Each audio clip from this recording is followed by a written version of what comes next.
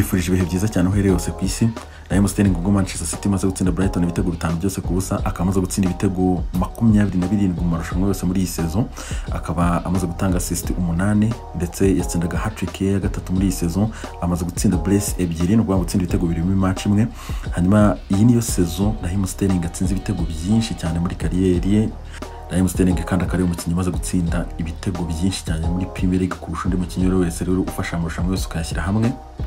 Lionel Messi akaba uyu mugoroba baye umukinnyi wa kabiri mu kinyejana cya 21 utsinze ibitego 20 muri saison ndetse agatanga na assist 20.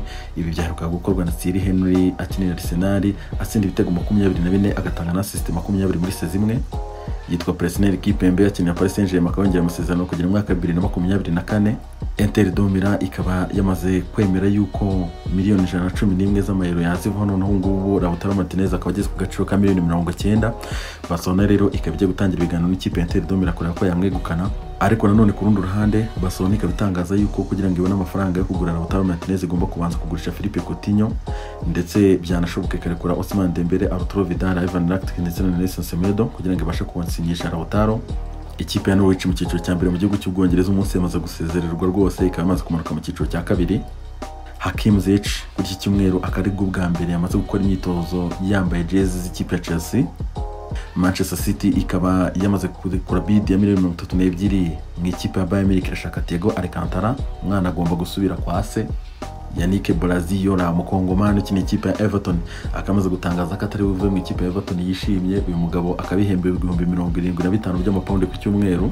Manchester City ikaba yamaze gutangaza yuko nibishoboka irwongera amasezerano Sergio Aguero kujya mu mwaka 2022. Manchester United nayo yinjiye mu rugamba rw'abakeneye Milan Skriniar kabisa w'ikipe ya Inter de Milan, umusore w'imyaka 25 Man United nawe iri kumushaka. Matteo Guendouzi nyuma yuko atumvikana n'umutoza Michael Arteta n'ubu ntaragaruka mu myitozo y'ikipe ya mbere, akaba akiri hanze ari gukora wenyine. Yitwa Shokodran Mustafi, umudefenseur w'imyaka 28 ukina ikipe ya Arsenal, ari mu rukundo na Michael Arteta. Arteta rero akayifuza kumwongera amasezerano n'ikipe ya Arsenal. Uyu nguyu mbibutsa ko iyi sezo kabisa kuva Arteta yafatiye ikipe match 17 yabanjemo 15. Liverpool ikaba iri gushakisha umusore ukina hagati mu kibuga mu ikipe ya Schalke 04, akaba yitwa Weston McKennie akomoka muri Leta Zunze Ubumwe za Amerika. Uyu munsi Atletico Madrid yatsinze Betis Sevilla igitego kimwe ku busa cya Diego Costa. Atletico ikaba imaze kwikarifiya Champions League kabisa mu buryo bw'automatique. Les amis mukomeze kugira ibihe byiza cyane.